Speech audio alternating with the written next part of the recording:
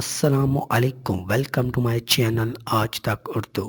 لوگوں کو شراب پیتا دکھانے پر کپل شرما کے خلاف FIR درج۔ بھارت کا مقبول کامیڈی پروگرام دی کپل شرما شو ایک مرتبہ پھر مشکلات کا شکار ہو گیا۔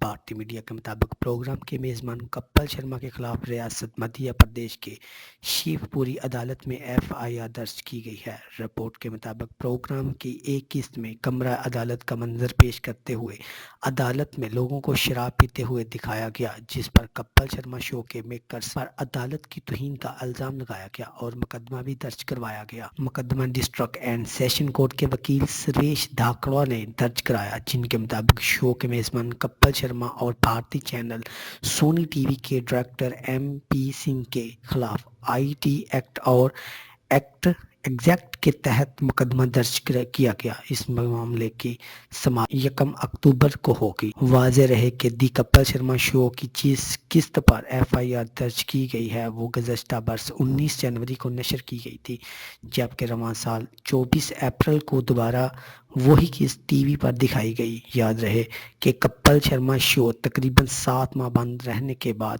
21 اگست سے دوبارہ بھارتی ٹی وی پر نشر کیا جا رہا ہے۔ اگر آپ کو ویڈیو پسند آئے تو ویڈیو کو لائک کریں، ویڈیو کو شیئر کریں۔ آگے ایسی ویڈیو دیکھنے کے لیے آج تک اردو کو لازمی سبسکرائب کریں اور بیل آئیکن دبائیں تاکہ لیٹسٹ اپڈیٹ آپ تک پہنچ سکے۔ تھینکس۔